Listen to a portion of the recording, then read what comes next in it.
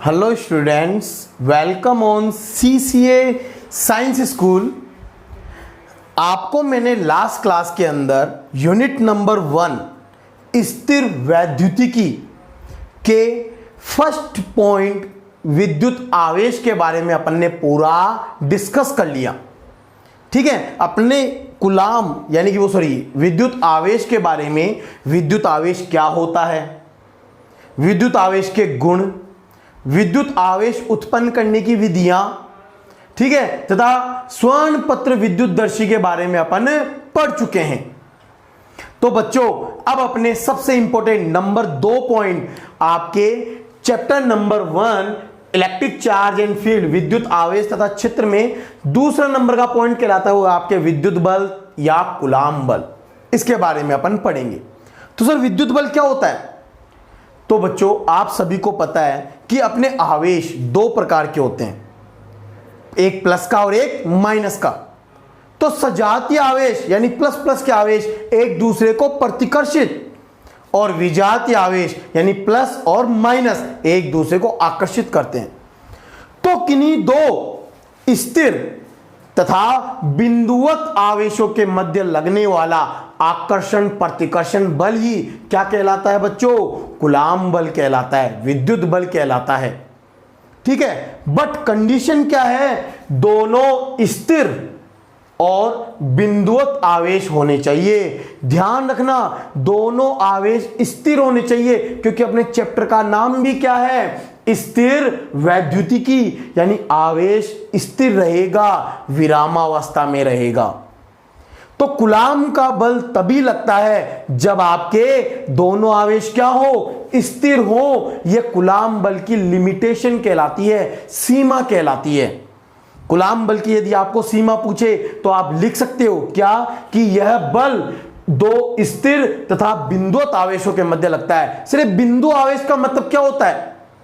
तो बच्चों, अब अपन जानेंगे बिंदु आवेश। बिंदु, सर बिंदु का मतलब होता है एक छोटा सा बिंदु ऐसे।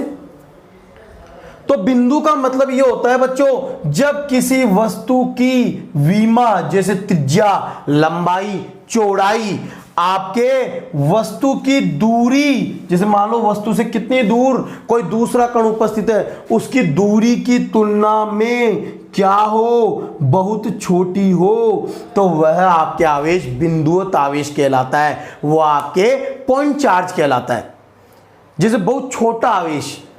ठीक है, तो यह कहलाता है आपके बिंदुवत आवेश, और दोनों आवेश स्थिर। तो अब अपन पढ़ने वाले बच्चों क्या? कुलाम का नियम। विद्युत बल का फॉर्मूला कुलाम ने दिया, तो अब अपन पढ़ेंगे कुलाम का नियम क्या है, कुलाम ने यह बल किस प्रकार ज्ञात किया। तो बच्चों, कुलाम ने यह बल जो दिया था वो निर्वात में दिया था। माना निर्वात में, आप देखो नोट्स बना सकते हो। ठीक है, आपको इस वीडियो के लास्ट के अंदर नोट्स की फोटोकॉपी से बना हुआ वीडियो मिल जाएगा। आप पॉज करके उनकी आप क्या करना, अपनी कॉपी में नोट्स बना लेना, और नोट्स बनाने के बाद में इस वीडियो को समझना, आपको पूरा समझ में आ जाएगा। तो कुलाम बल, कुलाम के नियमानुसार क्या कि निर्वात में यदि 2 आवेश हैं, कौन? Q1 और Q2, ये सजातीय भी हो सकते हैं और विजातीय भी हो सकते हैं। सजातीय विजातीय की बात अपन बाद में करेंगे। यदि कोई 2 आवेश Q1 और Q2 परस्पर r दूरी पर उपस्थित हो, तो इनके मध्य लगने वाला विद्युत बल, आकर्षण बल या प्रतिकर्षण बल दोनों आवेशों के गुणनफल के समानुपाती होता है। ठीक है, तो यह लगने वाला बल दोनों आवेशों के गुणनफल के समानुपाती होगा। और यदि नंबर 2 देखा जाए तो यह बल दोनों के मध्य की दूरी के वर्ग के व्युत्क्रमानुपाती होता है। यही कहलाता है आपके दूरी के वर्ग का व्युत्क्रम नियम। ठीक है, तो आप समझ चुके होंगे बच्चों, कुलाम का नियम, कुलाम बल, विद्युत बल दूरी के वर्ग के व्युत्क्रम नियम की क्या करता है? पालना करता है। तो आपको पूछ ले, कुलाम बल क्या दूरी के वर्ग के व्युत्क्रम नियम की पालना करता है? हाँ, करता है। और आपने एक और बल ऐसा पढ़ा है जो दूरी के वर्ग के व्युत्क्रम नियम की पालना करता है। वो कौन है? गुरुत्वाकर्षण बल।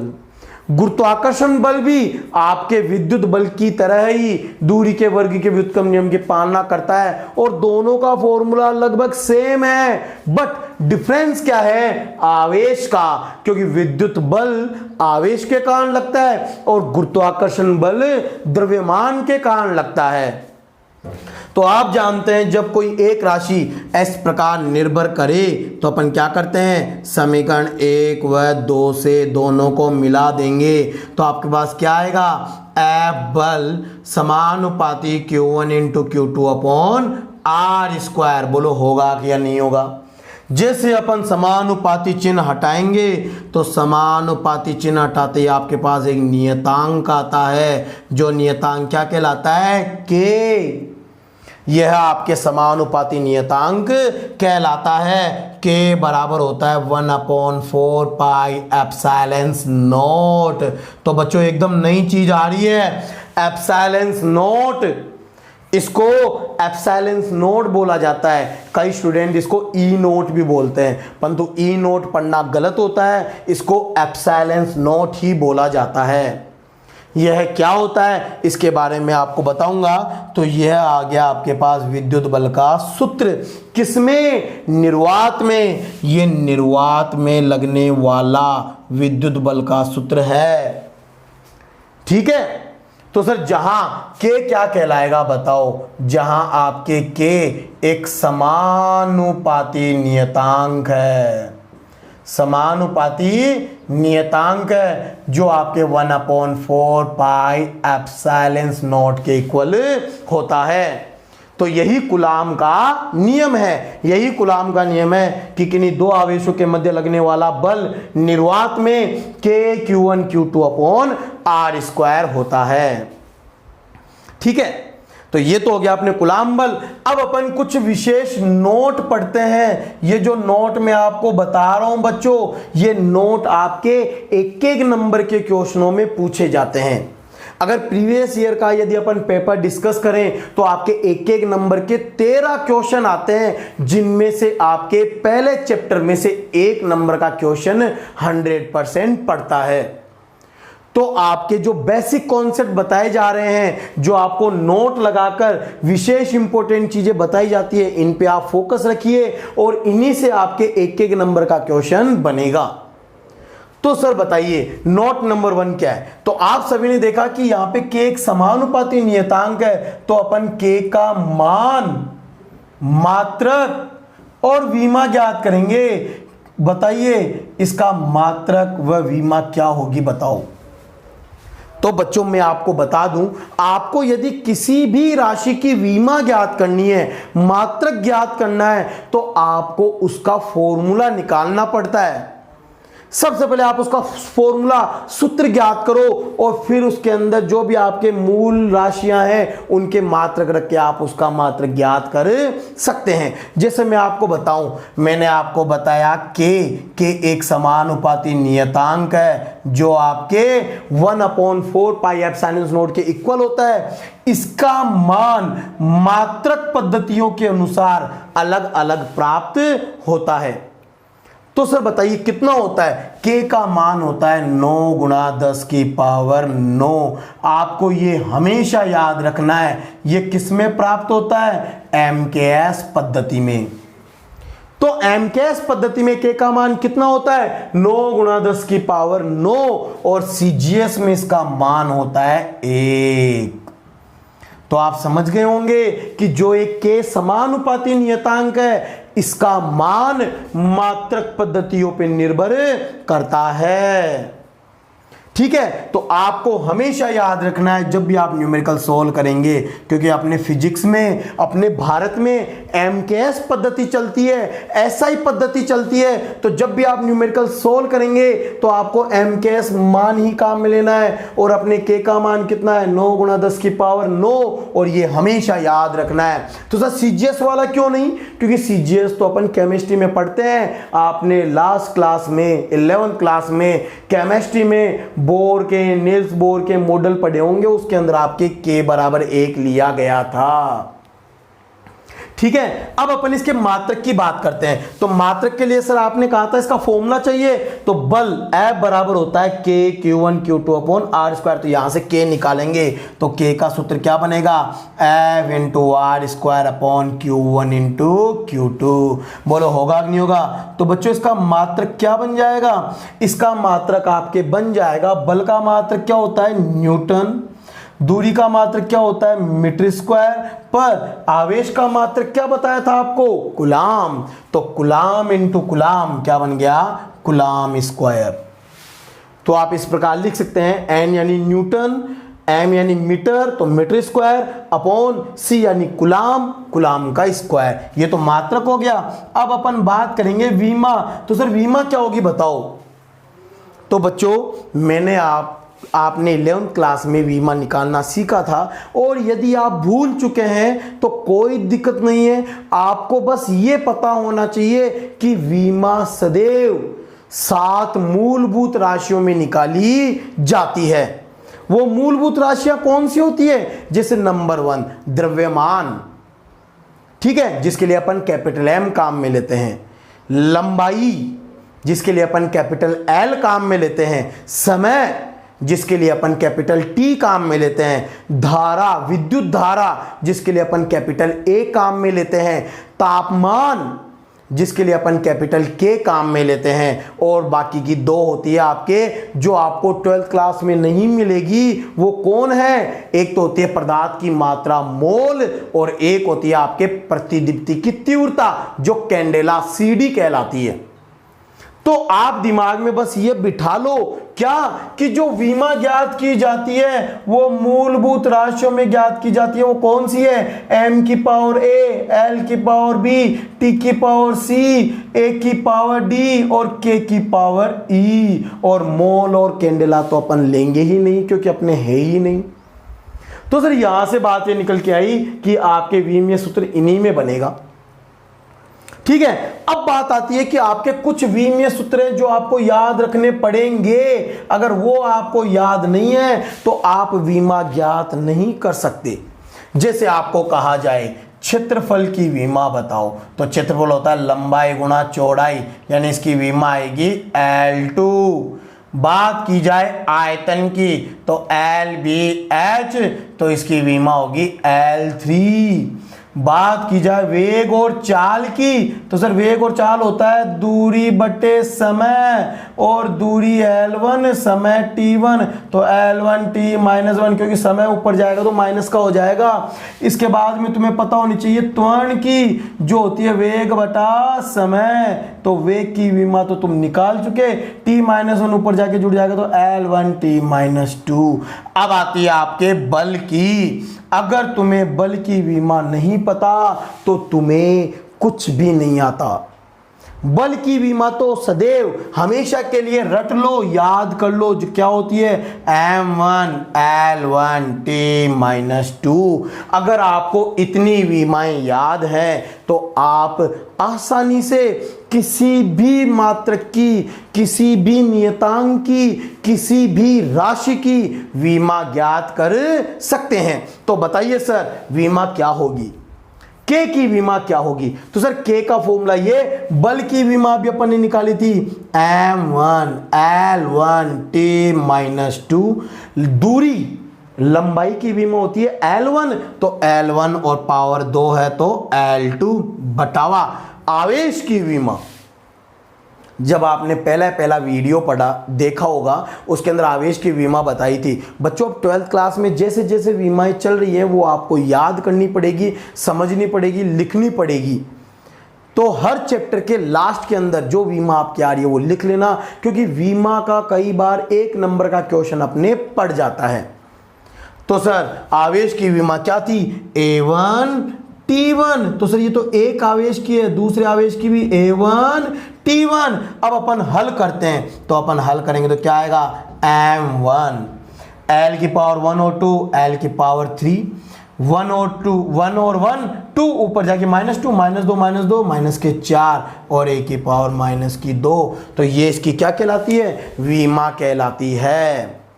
तो आज अपन ने क्या देखा, कूलाम बल का फॉर्मूला क्या होता है, F बराबर K(Q1Q2)/r², जहां पर K का मान कितना होता है 9 गुणा 10 की पावर 9, Q1 Q2 आवेश और R दूरी दी हो तो आप रख के इसका न्यूमेरिकल हल कर सकते हैं। यह बल किस में होता है, निर्वात में। और तुमने देखा K का मान मात्रक पद्धति पे निर्भर कर रहा है और इसकी मात्रक और विमा।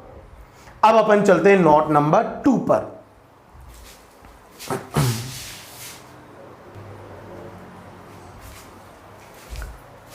अब बच्चों अपन आगे देखते हैं, आपके नोट नंबर 2 है एक कूलाम आवेश की परिभाषा। आपको एक कूलाम आवेश की परिभाषा ज्ञात करनी है। तो बच्चों अब ध्यान देना, आपके फिजिक्स में परिभाषा निकालने का तरीका यही है जो मैं अब आपको सिखा रहा हूं। इसी तरीके से बहुत सारी परिभाषाएं निकाल रखी है। क्या होती है सर, आपने अभी हमें बल का फॉर्मूला बताया, कितना है K(Q1Q2)/r²। तो जब भी किसी राशि की परिभाषा निकाली जाती है तो क्या किया जाता है, जो हर में चीज होती है उसको एकांक इकाई कर दिया जाता है। हर में कितना है r, तो r बराबर 1 मीटर, इसको बोलते हैं एकांक दूरी। एकांक का मतलब दूरी 1 मीटर हो, इकाई हो, ठीक है। और किसकी परिभाषा निकालना है, एक कूलाम की, यानी दोनों आवेश Q1 और Q2 को कितना करना पड़ेगा, एक कूलाम करना पड़ेगा। यदि हो तो, यदि Q1 और Q2 एक कूलाम और R दूरी 1 मीटर हो तो बच्चों कूलाम बल कितना हो जाएगा, K के बराबर, और K कितना 9 गुणा 10 की पावर 9। तो आपकी परिभाषा क्या बनेगी बच्चों, राइट करना, आप लिखना क्या कि एकांक दूरी पर उपस्थित किन्हीं दो आवेशों के मध्य लगने वाला विद्युत बल 9 गुणा 10 की पावर 9 न्यूटन हो तो दोनों आवेशों का परिमाण 1 कूलाम होता है। उन वस्तुओं पर आवेश का मान 1 कूलाम होगा। यह किसमें है, निर्वात में। तो यह आपके 1 कूलाम आवेश की परिभाषा है। इसी प्रकार अब अपन देखेंगे note number 3। Sir note number 3 क्या है, अभी मैंने आपको बताया था कि एप्सिलॉन नोट एक नई राशि है तुम्हारे लिए। तो सर इस एप्सिलॉन नोट को क्या बोलते हैं, तो एप्सिलॉन नोट, जिसको अपन बोलते हैं निर्वात की विद्युतशीलता, निर्वात की विद्युतशीलता, यानी इसका मान, मात्रक व विमा क्या होगी बताओ। तो बच्चों अपन ये ज्ञात करेंगे अब एप्सिलॉन नोट, इसको एप्सिलॉन नोट बोलते हैं, निर्वात की विद्युतशीलता। तो बच्चों सबसे पहले मैं आपको बता दूं विद्युतशीलता का मतलब क्या है, परमिटिविटी का मतलब क्या है। विद्युतशीलता का मतलब होता है वस्तु के द्वारा अपने आप में से नहीं गुजरने देने की क्षमता। किसे, विद्युत क्षेत्र को। विद्युत क्षेत्र को वस्तु के द्वारा अपने आप में से नहीं गुजरने देने की क्षमता क्या कहलाती है, विद्युतशीलता कहलाती है। और विद्युतशीलता की परिभाषा में आपको आगे बताऊंगा, परंतु आपको केवल एप्सिलॉन नोट याद करना है। एप्सिलॉन नोट एक नियत राशि है, इसकी परिभाषा नहीं होती है। तो सर इसका मान कितना होगा, तो आप सभी जानते हैं, आपने निकाला था अभी क्या कि K बराबर होता है 1/4 पाई एप्सिलॉन नोट। तो एप्सिलॉन नोट बराबर क्या होगा, 1/4 पाई K। तो यदि K का मान रखा जाए तो K का मान मात्रक पद्धति में निर्भर करता है। तो इसी प्रकार आपके एप्सिलॉन नोट के भी अलग अलग मान होंगे। जैसे बताया जाए MKS में मान क्या होगा, सर K का मान अभी आपने बताया था 9 गुणा 10 की पावर 9, 9 को 4 से गुणा करो तो 36, 1/36 पाई गुणा 10 की पावर -9। और जब अपन इसके गुणा भाग हल करते हैं, यानी पाई का मान 3.14 या 22/7 रख के इसको हल करने की कोशिश करते हैं, तो आंसर आता है 8.85 गुणा 10 की पावर -12। याद कर लेना बच्चों, न्यूमेरिकल में डैड वैल्यू रखी जाती है इसकी, एप्सिलॉन नॉट बराबर 8.85 8.85 गुणा 10 की पावर -12 होता है, या फिर इसको 1/36 पाई गुणा 10 की पावर -9 से भी प्रदर्शित करते हैं। और सीजीएस में मान देखा जाए तो ये किस में आया है बच्चों, एमकेएस में मान आया है। सीजीएस में मान देखा जाए तो 1/4 पाई, क्योंकि के तो 1 हो जाएगा, 1/4 पाई। अब बात आती है इसके मात्रक की, सिर्फ इसका मात्रक बताओ, मात्रक।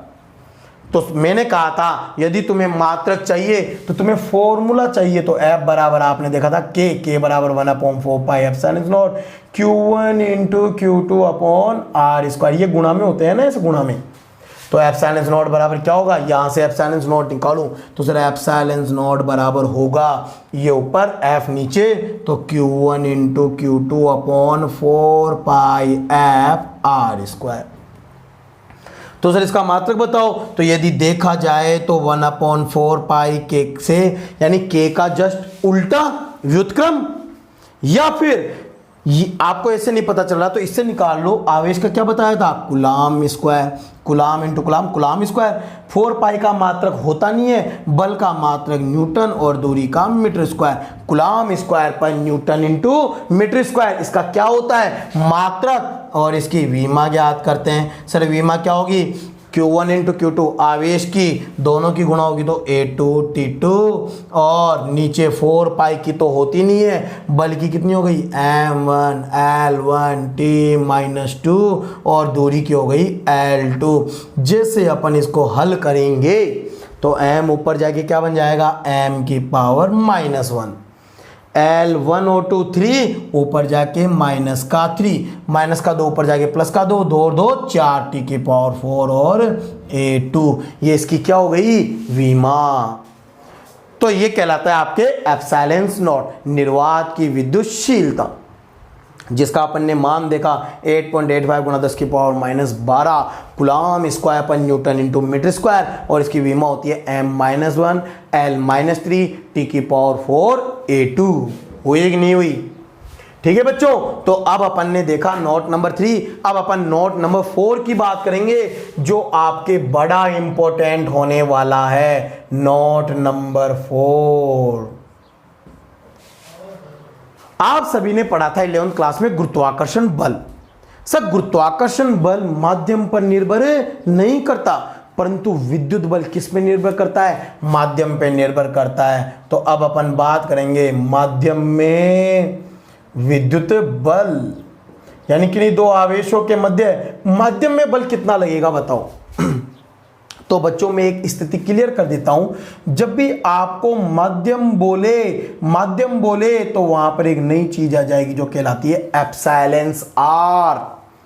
इस एप्सिलॉन आर को बोला जाता है परावैद्युतांक।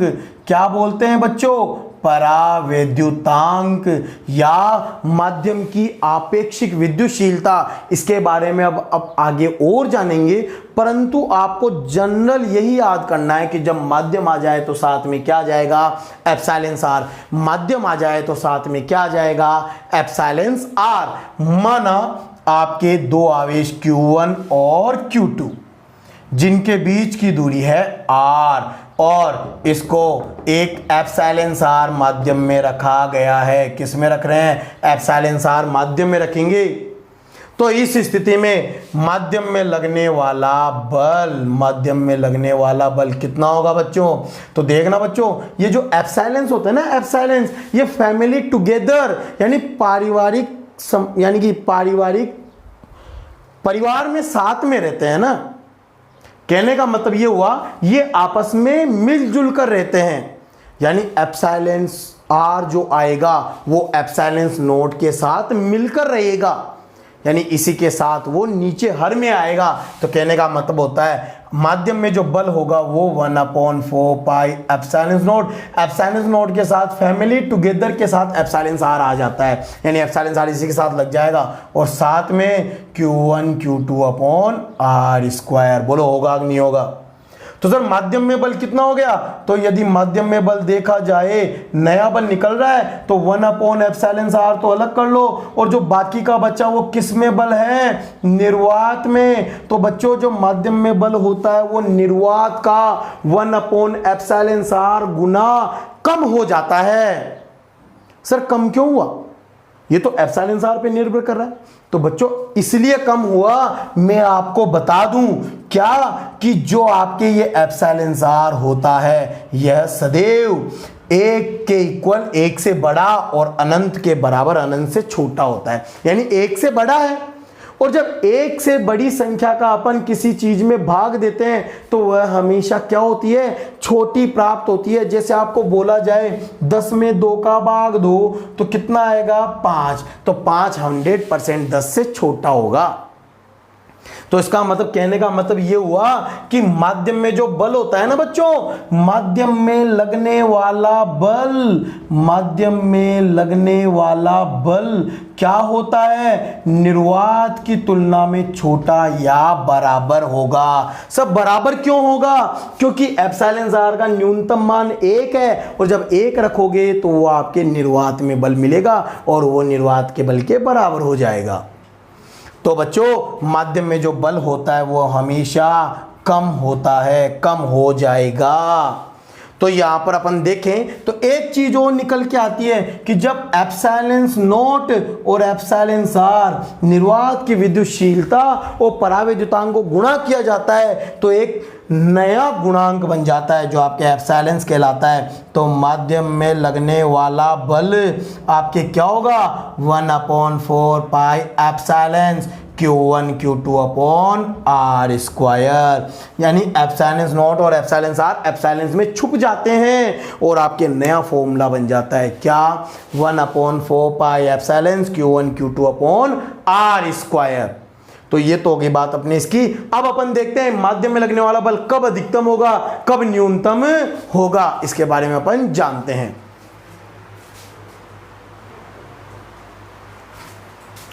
तो बच्चों अब अपन बात करते हैं कि विशेष स्थितियां, अधिकतम बल कब लगेगा। सर अधिकतम बल, माध्यम में बल अधिकतम तब होगा जब εr का मान न्यूनतम हो।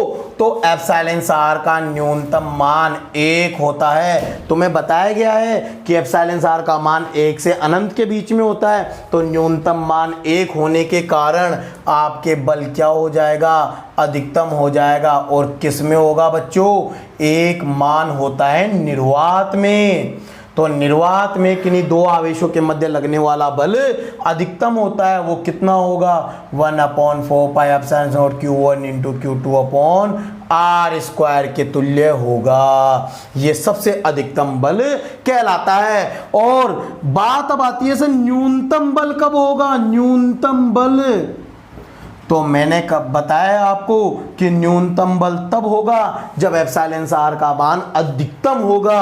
और εr का मान अधिकतम अनंत होता है। किसके लिए, चालक के लिए, या फिर ब्रॉन्ज पीतल की प्लेट, ठीक है, कोई भी चालक ले लो। आपके पिछली एग्जामों के अंदर ये क्वेश्चन पूछा हुआ है, यदि किन्हीं दो आवेशों के मध्य एक पीतल की प्लेट, ब्रॉन्ज प्लेट रख दें तो उनके मध्य लगने वाला बल कितना हो जाएगा, ये अब अपन ज्ञात कर रहे हैं। तो यहां पर अपन देखेंगे मिनिमम फोर्स। तो सर निर्वात बटे εr और εr 1/अनंत कितना हो गया, 0। यानी आपके न्यूनतम बल कितना होगा, 0। तो आप बता सकते हैं क्या कि जो आपके माध्यम में बल होता है, किस में बल होता है, माध्यम में, इसका मान 0 से लेकर निर्वात में बल के बीच में होता है। तो ये आपके कुछ नोट थे, नोट नंबर 4। अब अपन आगे और पढ़ेंगे, जैसे अपने नई नई टर्म आ रही है, सर ये एप्सिलॉन क्या होता है, εr क्या है, इनके बारे में अपन जानेंगे, ठीक है।